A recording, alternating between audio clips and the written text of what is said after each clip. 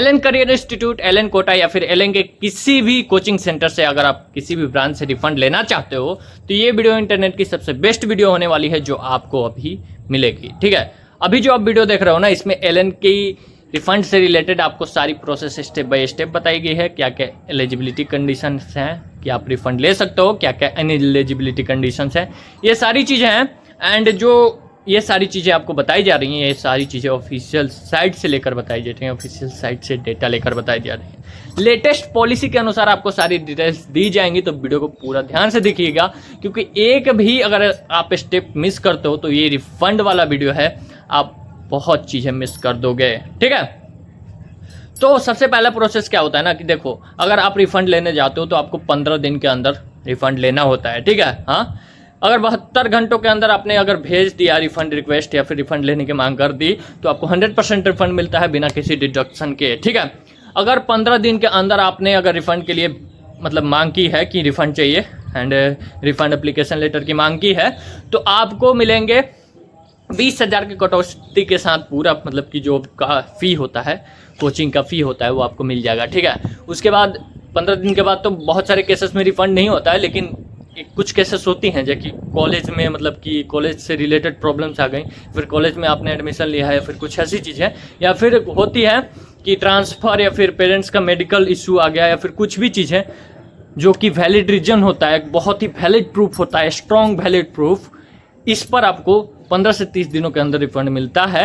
And उसमें आपको 30 से 35 हज़ार कट करके आपको सारे रिफंड मिल जाते हैं। ठीक है, तो ये सारी चीज़ें होती हैं। एंड अब बताता हूँ कि एलिजिबिलिटी कंडीशंस तो मैंने बता दिए, हाँ, कि कैसे कैसे होते हैं। अब इन एलिजिबिलिटी कंडीशंस बताता हूँ।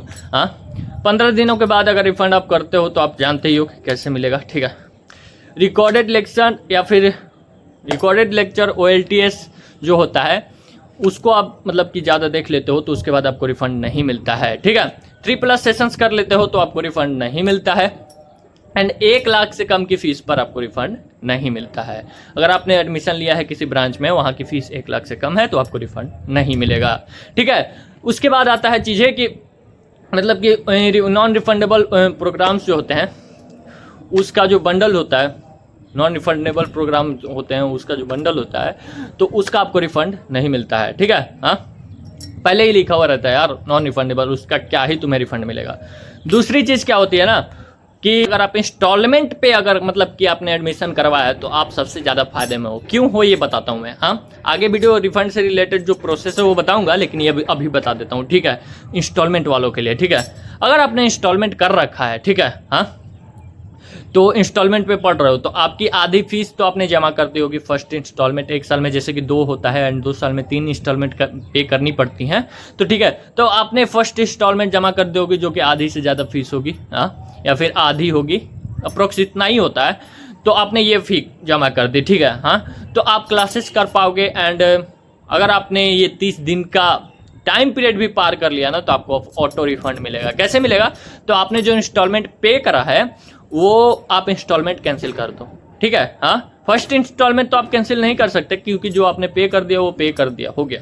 हाँ, सेकंड वाले को कैंसिल करने के चांसेस होते हैं, तो आप अच्छे से मतलब कि सारी डिटेल्स के साथ उसको कैंसिल कर दो। ठीक है, अब जाओ में तो आपका स्टूडेंट जाएगा ही नहीं, तो आपका रिफंड ऑटोमेटिक हो जाएगा एंड आपका इंस्टॉलमेंट भी नहीं भरा जाएगा तो हो जाएगा। ठीक है, और इससे रिलेटेड कुछ अगर क्वेरी आती है तो बैंक में जाके एक बार बात कर लेना, क्योंकि ये मतलब कि थोड़ा सा होता है कि ऑफिशियल्स कोचिंग इसमें थोड़ा इन्वॉल्व होते हैं। ठीक है, तो अपने पेरेंट्स को बोल देना कि बैंक में जाके बात कर लें कि कैसे क्या होगा। ठीक है, जहाँ से रिफंड का ये चीज़ें स्टार्ट हुई हैं आप, या फिर अपने ऑफिशियल बैंक में। ठीक है, अब बताता हूँ रिफंड के लिए प्रोसेस। ठीक है, स्टेप बाय स्टेप रिफंड का प्रोसेस बताता हूँ, तो पूरे ध्यान से वीडियो देखना। ठीक है, हाँ, तो सबसे पहले तो आपको ना रिफंड एप्लीकेशन एलेंट के ऑफिस से या फिर जिस ब्रांच पे हो आप उस ब्रांच के ऑफिस से ले लेना। ब्रांच मैनेजर ही देगा या फिर जो भी वहाँ पे देंगे तो ले लेना।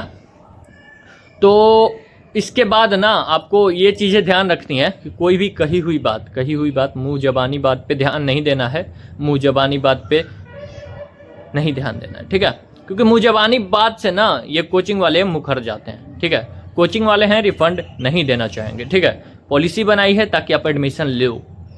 ठीक है, कोचिंग वाले रिफंड का खेल नहीं खेलते हैं, मैंने बहुत बार बताया है।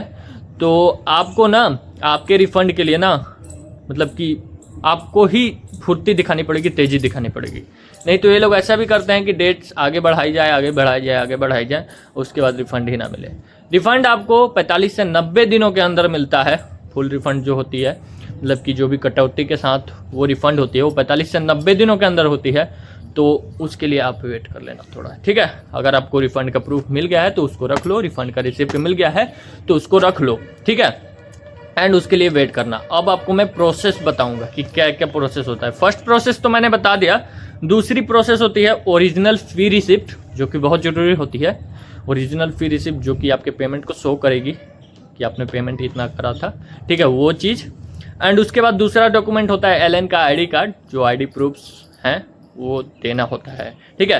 अटेंडेंस कार्ड होना चाहिए उसमें। एंड कैंसिल चेक या फिर पासबुक कॉपी आपकी होनी चाहिए, ठीक है। स्टूडेंट के फादर, मदर एंड स्टूडेंट्स के ही होने चाहिए वो कैंसिल चेक या फिर पासबुक कॉपी, ठीक है।